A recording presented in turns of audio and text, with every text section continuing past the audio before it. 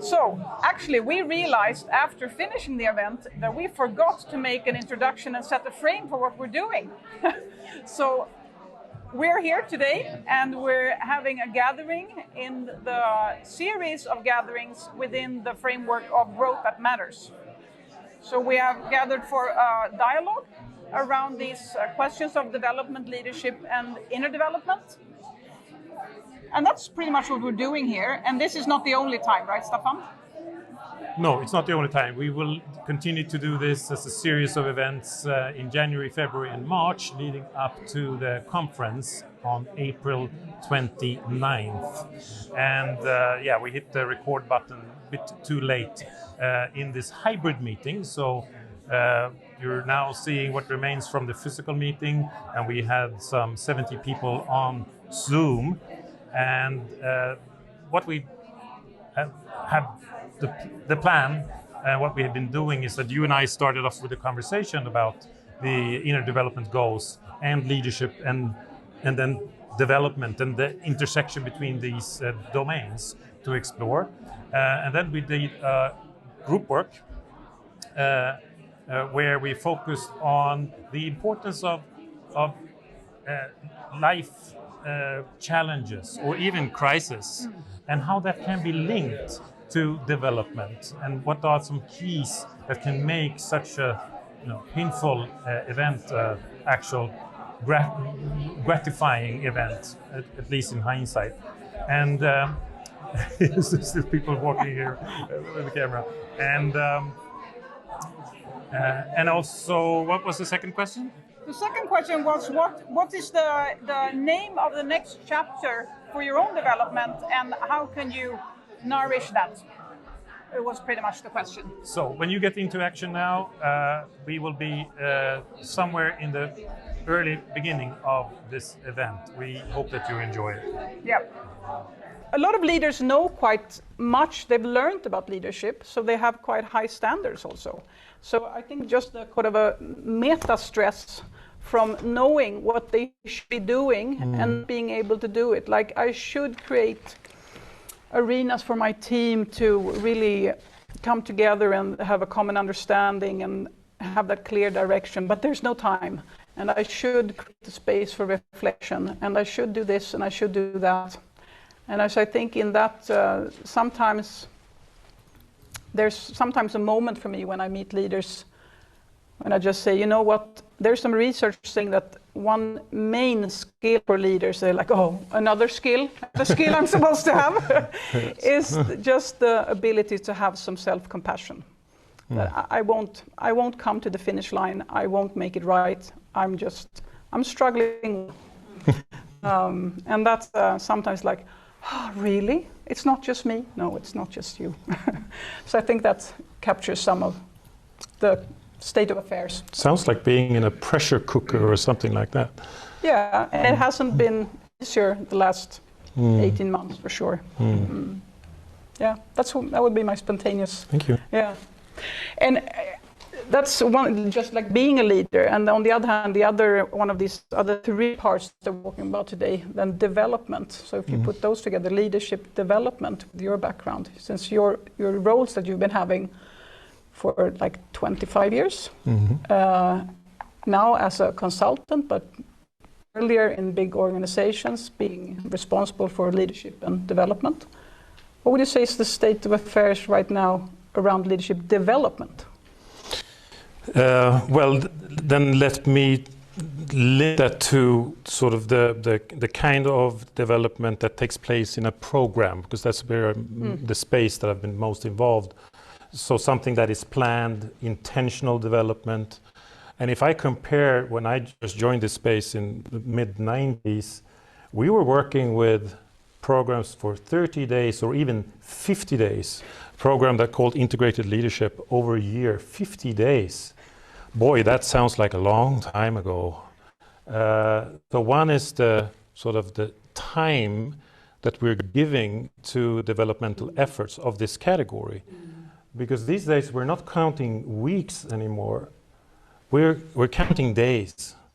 And you could be looking at, and as you say, the ambitions have really not decreased, maybe even increased, but the window in which this development is supposed to take place is just getting smaller and smaller and smaller, and I mean, now we're talking 3 days, maybe 5 days, and it's very fragmentized. So that's absolutely one deficiency in that area, and maybe that means that that kind of development activities is kind of fading away. However, I think when I'm listening to you, maybe it's more important than ever that we can create these spaces. And another, of course, digitalization that has come into to this, and with wonderful features. I mean, the cost has, let me take away this, the cost for development significantly decreased. The ability to be flexible in time and space and so forth, wonderful. And I even tried, it worked wonderfully. I tried the AI-generated coaching. So artificial intelligence asking me questions given my profile that I had submitted. And it was surprisingly on. It was almost like you, that you can do with me sometimes, you know. You find this trigger point and then it works surprisingly well. So there are some... I'm a bit better. Yes, you are. But what I do miss, and that I'm also a bit worried about, is that it becomes a rather lonely endeavor. So you do it mostly alone, and it's not everywhere, but it lacks this, which I find crucial. It is to have the social context or the container that can enable the kind of development that we're talking about in terms of the IDGs, right? We talk about horizontal development, which is broadening your repertoire of skills, and that's all important and fine. But the IDGs are pointing to a different kind of development, vertical, which usually takes something else than this. Yeah. So these are a couple of trends, you could say, in that space. And also, I didn't ask that, but I thought, since you have background as a scholar in leadership and also in around the area of culture, so I'm thinking, since we're also having a global community with us, what role does culture play in leadership or leadership development? Well, let's talk about it, because let's talk about these inner development goals, and it's a relationship also to leadership and culture. I was involved in a very long global study involving almost 70 different nations, where we studied values, culture on a national, industry and organizational level. And then what in those different cultures, what is the sort of notion of leadership? What is leadership, and what it should be, so to speak. And one finding was that, and I think this is a surprise to no one, that of course you find cultural differences across. I mean, in this part of the world, leadership is typically described as rather informal, sort of consensus-driven. The typical conversation between a leader and her or his employee would be, see what you could do about it. So it's not pointing with the whole hand. So you can find those differences. However, which was true in this GLOBE study that I was part of, and also that I think is true with the IDGs, is that there are a number of aspects that are deeply held, which is beyond culture. It's more like tapping into our humanity, that are valid across most, if not all, cultures. Values such as love, connection, gratitude, or those kind of qualities, they go everywhere because we are human beings. And then it could be that how you express this could still be culturally different, right? So when I look at the IDGs, I see basically, I see what is on the wish list. If we talk about leadership ideals, what should leaders be like? I find them captured here exclusively. And then the reflection becomes, well, they're not just for leaders, they are for all of us, of course. That's how they are conceived and created. So in one way, leadership in the notion, at least in the Western world, how we think about it is that leaders are those people who can sort of give life to what a great human person could be like.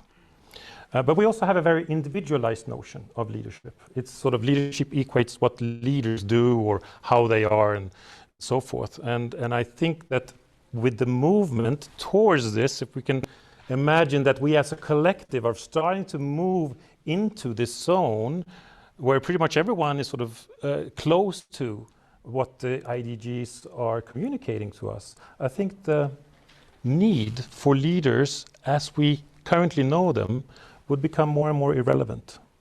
I would see much more collective sense-making processes, so to speak. The cry for charismatic leaders or vision and inspiration would come from the collective rather than a single individual. And then I'm curious, because even in that context, if you're thinking that the one who leads is someone who's just a little bit ahead or giving direction, what would be that being a little bit of ahead? What would be leadership that would still be valid then? Yeah, well, I think, leadership, if we understand it, there are so many different definitions, but if we have the just general definition of having a sort of an impact on the unfolding of events, absolutely number one would be to be a good role model for what this would be. But number two, which I think and hope that we will also start to tap into here today, is showing the way for others in how to develop this. If you like, I don't necessarily like the term, but almost like a good teacher, and how to get development into the bone structure of, especially at work, and how we can get that integrated into the daily. That's so like some qualities. Yes, creating a context. Yeah, and I hope we can come back to that one. But I'm curious because as a psychologist, when they call you, what are your clients? Why do they bring you in? What's the typical situations with your clients? Well, it's like on one hand, it's sometimes a crisis, like when. Yeah, it could be all kinds of. It could be a media crisis that has, something that is not really the way it should be, that has leaked out, and so they're really concerned with handling media. But then it seems they want to then also handle the situation. So there could be a crisis. That kind of development. I mean, when they're at the end of the rope and there's a need for something to develop, which is unfortunate because a lot of times it's quite evident when you look in the rear view mirror that there have been signals for quite some time that there's a need for development. There has been like signs of discomfort in different ways, and they've not been haven't been addressed. So that could be one entry point, and sometimes it's more of an intentional development effort, like developing culture, leadership, something that has more of a planned quality to it. And sometimes it's on individual levels. So it could be an individual in crisis or a planned development for an individual, or a group in crisis, or a planned development for a group, or an organization even in crisis, and sometimes a planned. So it has in different levels of the system. And it has, it's really unfortunate because, that's the way we are as humans. This sort of motivation for change mostly comes when there's no other option.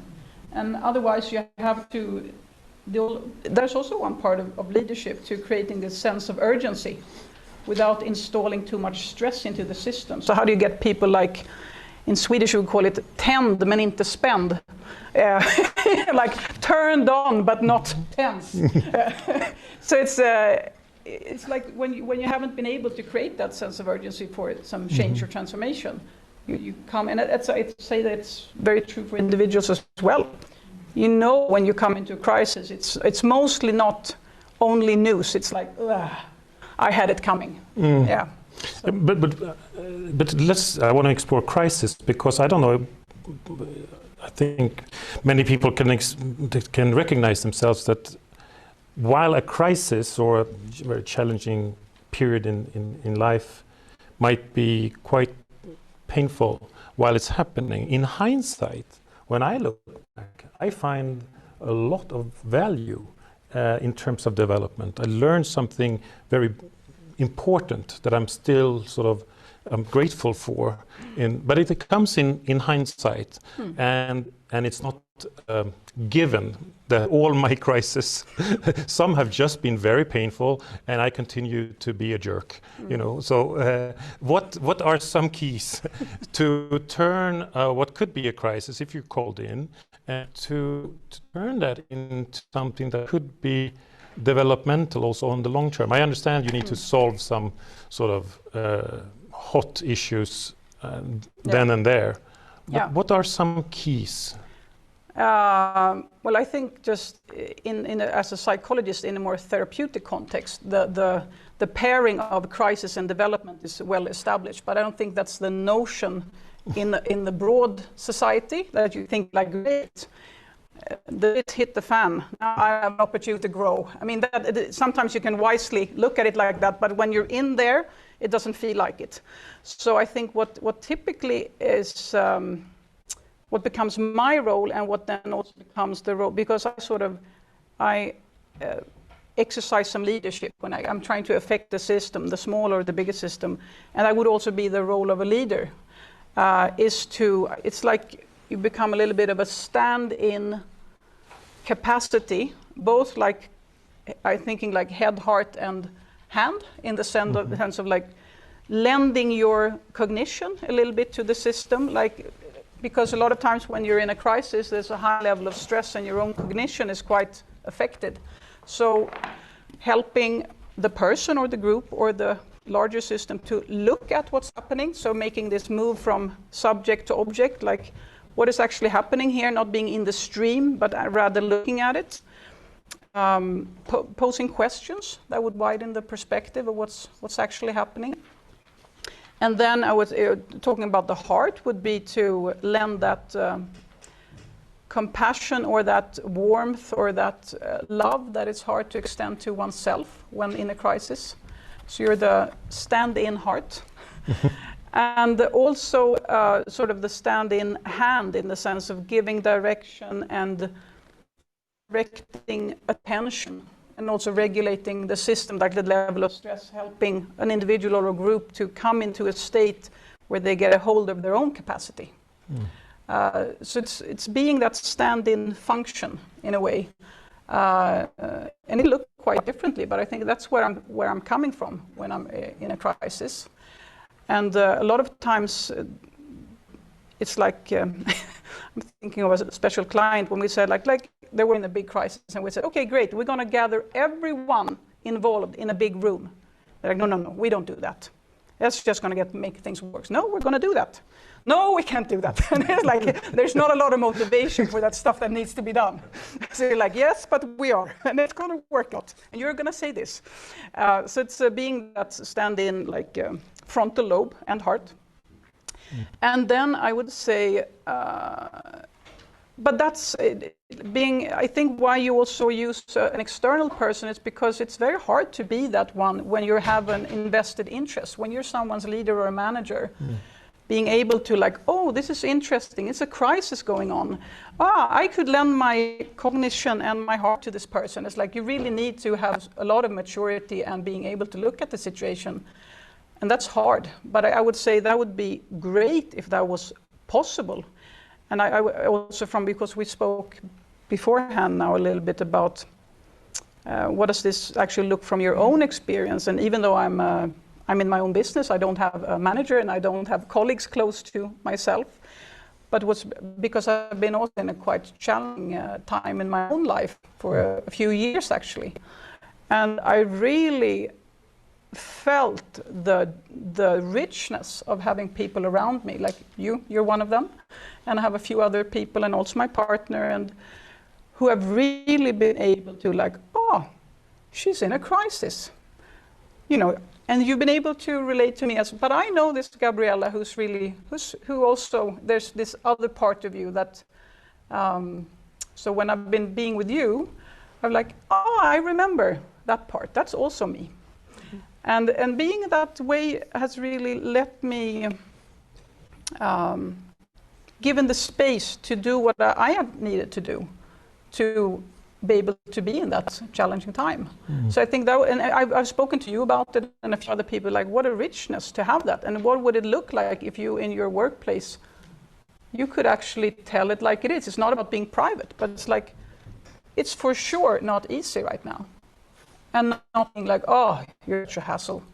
Get your stuff together. You know, we're going to meet these goals. Just do it. You know, because that's what typically what will happen.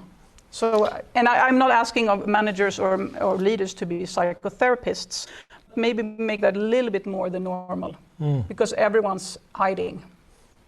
Yeah. But when I'm listening to you, it strikes me that then the difference between what we could call intentional development, such as programs and so forth, the principle on how to work with that kind of activity and how to productively not just solve a crisis, but actually turn it into also a developmental activity are the same principles of taking a balcony view, slowing down the system, although it might be hard, but of course you can't be hijacked by your own reactivity. You don't get anything meaningful done, and then the social aspect of here and how we can support each other and so forth. These are all sort of the basics of any successful programs. Is that your experience too?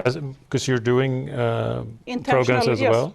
Yes, I think it has a bit of a different flavor, and sometimes it's like maybe you need to slow down the system in one sense. But at the same time, you need to turn up the sense of urgency. It's like that. You need to be present, but still focused at that thing, and that needs to be urgent enough. So it's like a cooling down and heating up. Yeah, but a lot of times in crisis, maybe you just first need to regulate a little bit. But the principles, I think, would be the same. Because I think one thing that I don't hear you say, but I guess is part of it, is this thing of not just sort of adding information or learning something new, so to speak, or reflecting on your experiences, but also of letting go, of limiting beliefs about yourself, about maybe the situation and what should and should not be done in a crisis, and why we're here and so forth. That we all have those sort of ideas. That we first need to start to see them. We need to start sort of capture our own thinking, and then perhaps letting go when they don't serve us anymore. Yeah, and I think the letting go part, some things are just have been so functional and defining of who you are as a person or as a group or as an organization. That's, like, to transform, you need to not just learn, but unlearn. You know, you say all these things, but it's like what it really takes to let go really of something that has had value. It's mostly not a pretty process. It's mostly like you're protesting and you're not creating results while you're doing this. It's like,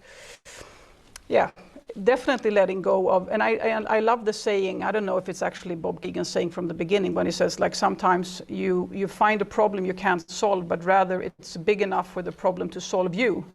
So you need a sort of upgrade of sense making, or how you understand and navigate the world. And that's typically that's when you come to the end of the road of that limiting belief, or it hasn't been a limiting belief, it has been a good belief until it's limiting. Yes. So then you have no other option. So it's and sometimes in crisis you have to give it up, but a lot of times you wait until there's no other option, and that's I mean, just look at the last 18 months. A lot of things have happened that, like, no, there's no time for that. We can't do that, and then suddenly everyone's doing it. It's like, and then you update the belief afterwards. Yes. Yeah. Let's take a few minutes before we then turn into the next part here in the breakout. And just to get a little flavor of the IDGs, as you have noted, there are 5 categories, that those 23 developmental goals. Maybe where would you say, it's of course a generalization, but where would the leaders, at least that you encounter, where would they already be sort of reasonably well equipped? And of course, on the other side, what is mostly underdeveloped? Well, I would think if we were to look at the categories, I would probably say the thinking, the cognitive skills, because those are skills that we are traditionally at least get some training in. Even though I would say, I mean, maybe you have those skills, but it's just bringing in something else. Is like one thing is like a state or a capacity that you have, but then, or a trait or a capacity, but then you have the state. So I think a lot of people have cognitive capacity for this, but a lot of times the context is so non-helpful. So it's like even the smartest person who can really have some complexity awareness and perspective skills under the wrong circumstances, like the mental field just shuts down and it's like all these heuristics or like biases that come into play. So I just want to say that it has to do with state and capacity, or trait and capacity, but it's also so much the state. But I would say it's thinking and maybe acting. I think like those are the ones that stand out, and the least probably being as a category, the relationship to self. I think that's something that's, for me at least, what a lot of leaders are not maybe saying it loud, but what they're longing for, and what they also value when it gets added to their practices, and to be in contact with yourself, because that's where it all starts. Yeah, I would agree to that. But and then also relating. Yeah. I think it's somehow humility, connectedness, empathy, compassion, not least self-compassion, appreciation. These are all qualities that, although they, I don't see it that much. It's very much this, you have the current state, what's the future state, and there's a gap, and we need to fill the gap, and the sense of just living in gap land as a normal day, and what it does with us as people, that always this feeling of being insufficient. And so certainly I think that would make a big difference. But one that stands out to me, that maybe as a final thing here, one wish that I have is to have more courage and stand up for, not least in relationship to the IDGs. We need people who are able to stand up and do what it takes to bring this kind of work into their context, and it seems to me that it appeals to most, if not all, people that I meet, and I think it has to do with this. It's human. How could it not be attractive? And yet we don't see it. So how can we sort of address this, and what do we need to do together? And I think it starts with someone speaking up to start with. Yeah, and because I got a little bit when you said that someone needs to have courage, was this sort of heroic move? And I thought, like, well, and someone needs to start to speak up, and I just associate in my own head, like, it's like sometimes it's just start speaking up about yourself, with yourself. So that's like, and a lot of, I would say sometimes or often, it's like people, leaders, they feel that they're in this sense of reality where everyone is a little bit playing their role. Like everyone knows that there is something inauthentic about the game we're playing, but it's very hard to sort of name it, because then you're just creating dissonance in the system. It's like you just so of course courage, but let's not make it into a hero, but No. really starting with being courageous about what's really true about yourself and for yourself. Just want to add that. I do agree. I felt a bit of pressure. Yeah.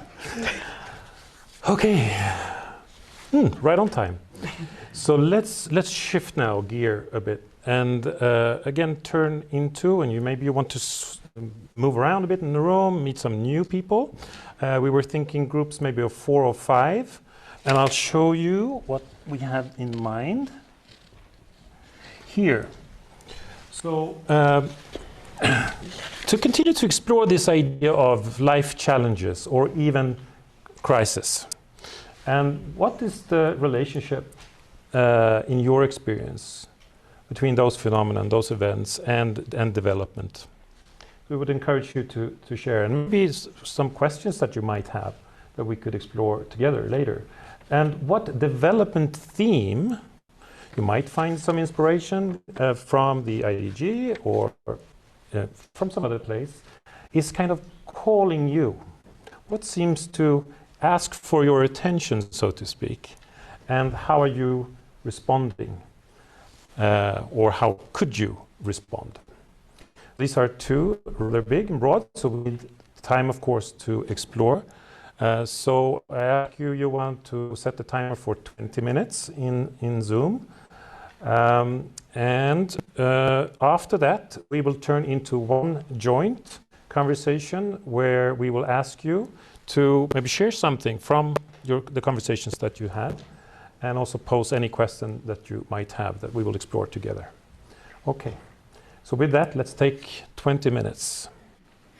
Right. It is. We all want to be saving for when things go wrong, but innately that is working exactly in a paradox in the faith that we should be having in the universe, like we say, that everything will fall in place.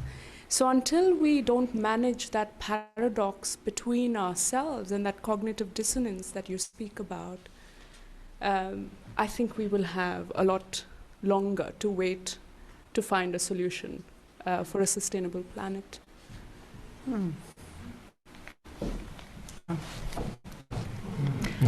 Thank you. Whom can I Yeah, pass just this? hold on to it, I think, next, because now we have, thank you, we have the Zoom online and working. And we just wanted to pick up, we got a little sneak peek here in the chat, saying that Group 6 had a good question about interconnectedness about IDGs and SDGs. So we would love to invite Group 6 to share their reflection or question with us. Did you hear us in the room? Yes, now we hear you. Great. So anyone from Group 6?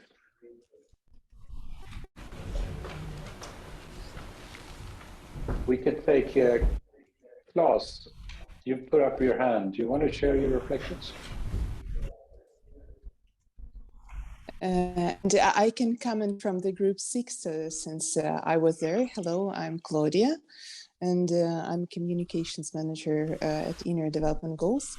Yes, and it was actually a question to be raised among the audience. Maybe everyone else wants to reflect on the interconnectedness of IDGs and SDGs. So it was you wanted to raise it as a reflective question, what kind of interconnectedness that people see around it. Did I get you right? Exactly. Okay, thanks. Anyone who would like to speak to the interconnectedness?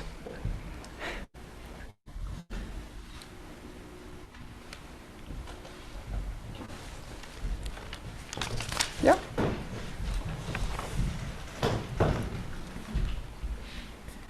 So building on what you said so beautifully around interconnectedness, I was picking up what you said, Gabriella, around the problems solving you, but probably we can frame that into this massive problem is maybe our hope to solve us. because I think that the interdependence of the psychological capabilities we are able to muster when we have a gigantic crisis are going to show that we can do better, but I think we have to facilitate that collective development. And I think so in some ways the IDGs to me becomes also a framework of how do we create society, or how do we create places, or how do we create other things, not just inside but actually the conditions around us to make this more possible for everyone to develop. So, and that will then be the only way I see to do the innovation or the transformation or whatever we need to do in order to reach the SDGs. I can't see in any really other way. And letting go of stuff we have been doing that doesn't really help us.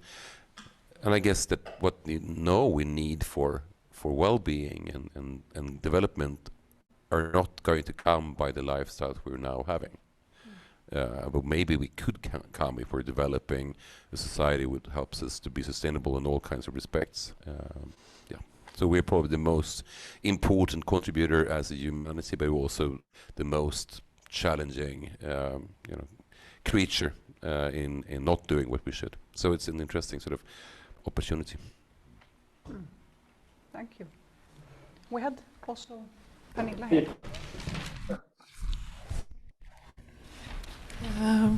here. I come from the transition movement, where this has been a question for a long time, where people have started to grow their own vegetables, but then they found out it's very, very boring to live in a small cottage with no electricity alone. So you can also see that the movement there has also been a pending one, where people come from the inner one, and now they all go to learning how to grow the vegetables, basically, and then they come from the growing the vegetables, and now they're really interested in of how to live together and sustainable. So I can say it's a huge movement of people trying to do this in the transition movement in different various forms, which is super beautiful. Myself, I started the course in living sustainable together in communities, because I could see that, okay, I can grow my own carrots, but I don't know how to grow communities, or what is a community? How do I live with people? I mean, I'm a Swedish person. I love to live by myself, but I need other people if the shit hits the fan. What do I do? I need to know other skills. And so for me, it's been really interesting journey to see how the worlds are now combining in the transition movement, if you want to get inspired by seeing people trying. Thank you. Thank you. Please, over here. Yes, please. So we have Claes Lundhagen. Are you ready? Yes. I'm reflecting a little bit about what we talked about, the crisis and the personal development, that the crisis actually solves you. And I've had a beautiful thought from Marilyn Melman about shifting my perspective on crisis and development. The crisis and development was used to be my idea of the crisis was the prerequisite for my own change and my own transformation. But Marilyn focused on, pointed out that they found in their research that you both need the crisis or the lack of comfort with the present, but also need the hope. And the big gap between those two, but there is an actual hope, a vision to go to, made my transformation journey much easier to understand, because some transformations within myself has been because of discomfort with the present crisis and the hope of something better. But sometimes the transformation has also been not so much the crisis, but actually a perception of something much greater to go to strive towards. So I would really love to have Marilyn Melman and her research lifted up in this context to influence the development journey ahead.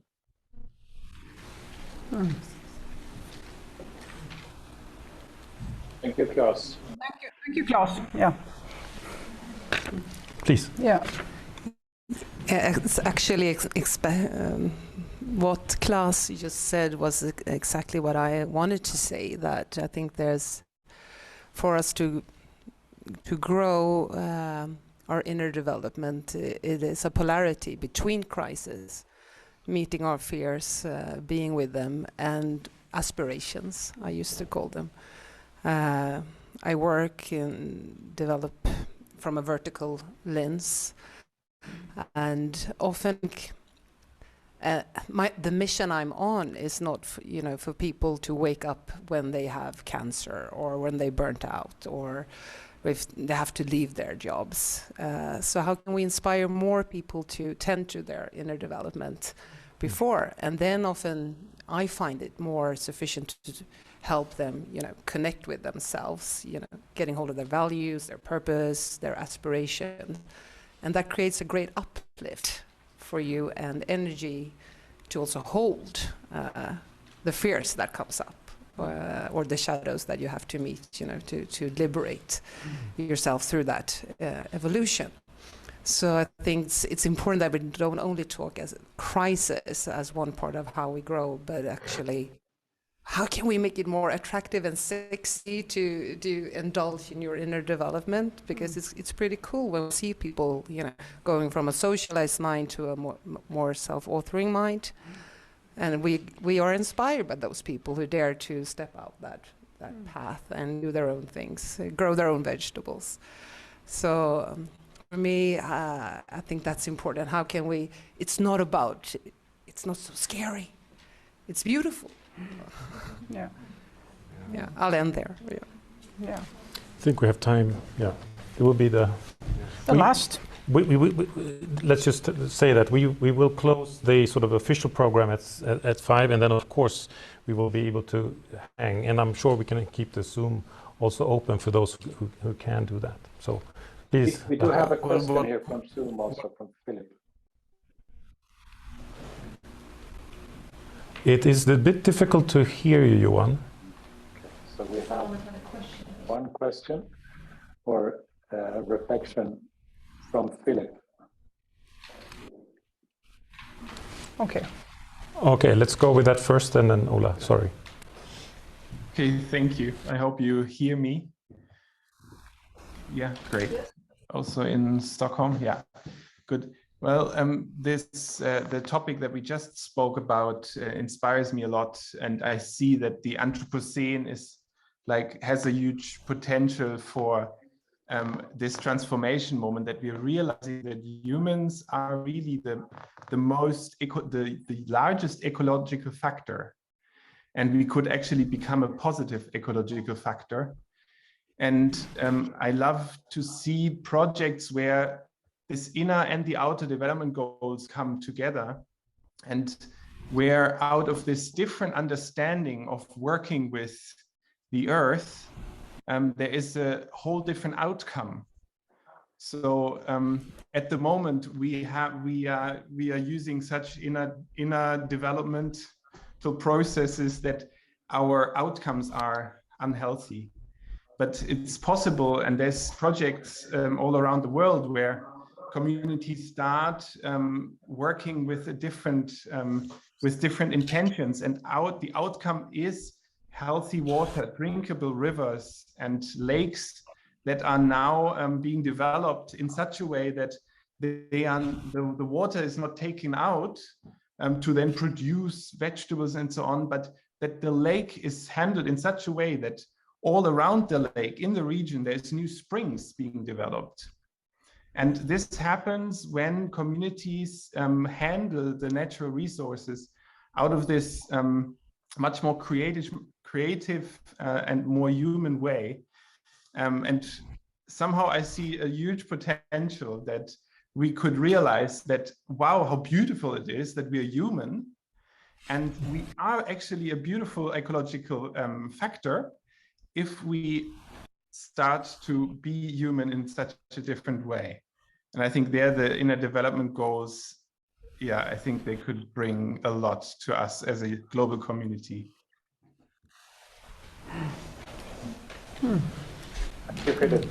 Thank you. Thank you. I'm just sitting here kind of struggling with the definition of crisis. For someone it's getting a parking ticket, and for someone else it's getting close to death.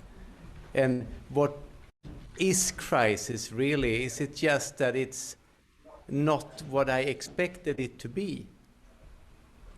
Or so I'm sitting here just struggling with the word crisis. What is it really? It brings me back to an old definition. I mean, I used to work with crisis management. Actually, before I became a psychologist, I wanted to correct you. No, I haven't been a psychologist that long. Don't get me wrong. No, but at that time, just to actually try to, it's not the answer, but an answer. It's like when the current resources and strategies are insufficient to solve the problem that you're facing. So that could be on an individual level or on a big scale level. So, and for some people, that might be a parking ticket. But doesn't that have to do with expecting a certain outcome? So it has to do with your expectations, how things should be or ought to be, or yeah, probably part of it. Yeah. Thank you. Yeah. Would you want to say something about that? Yes, okay. I just wanted to share that I love this, what you said, Gabriella, about lending your mind and your heart to someone who's in need.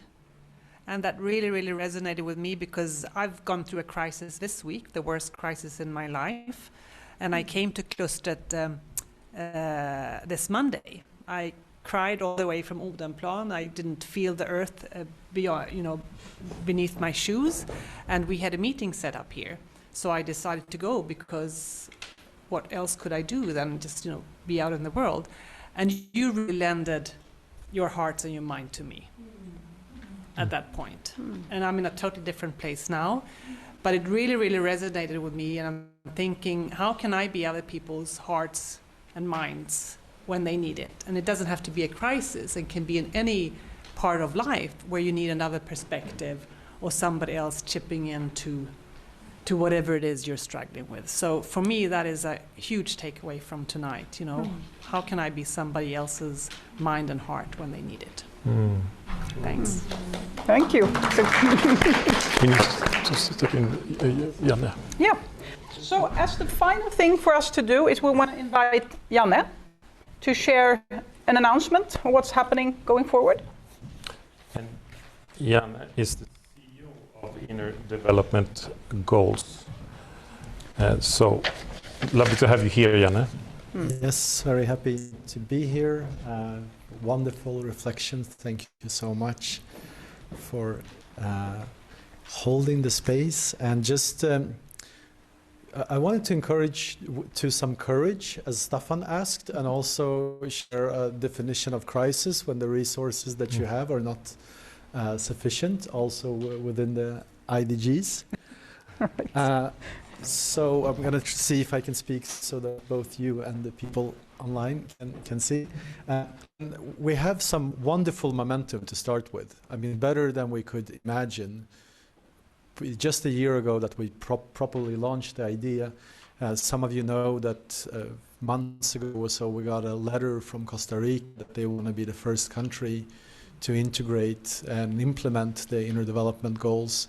We're going to meet the ministers and many people there, and there is serious interest and from other countries also saying, wait, how can we work with this on a systemic level? Also, on the good news is we spoke with Daniel Siegel, who is he's going to attend the high-level meeting in Costa Rica, and we just pre-booked the concert hall in Stockholm for our event on the 29th of April. So we really hope to create a magical experience for 1,400 people with music, with art, and with human development. And it will be hybrid. So you can follow it online.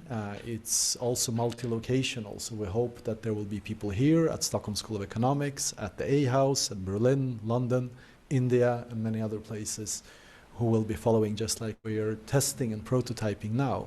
So really want to invite you in that co-creation, and there will be different dates before that happening.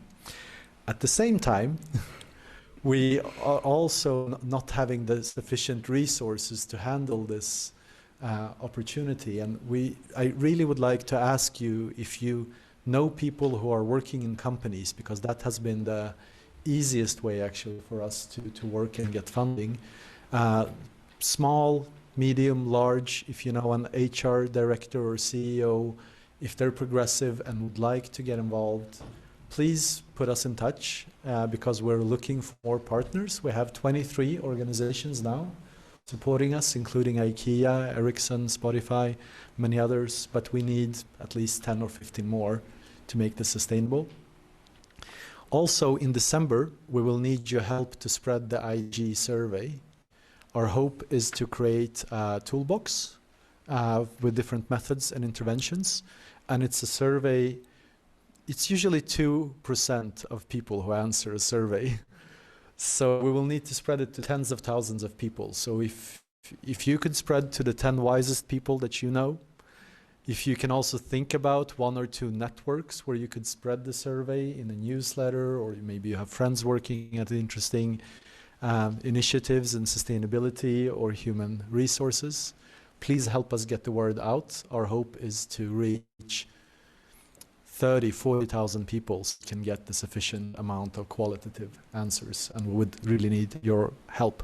And the last thing is there's always a challenge that people are buying tickets late for the event. So we're going to release, hopefully, the invitation before Christmas. And if you're up for it, buy a ticket. You can always tell somebody else. We can probably sort you out if you can't make it and you want to. But please see if and what we're trying to do is we're asking the companies, could you commit with like 10 or 20 people and just early on buy 10 or 20 people tickets so that we can actually go ahead with our plans with the concert hall and create a beautiful event for everybody involved. Thank you so much.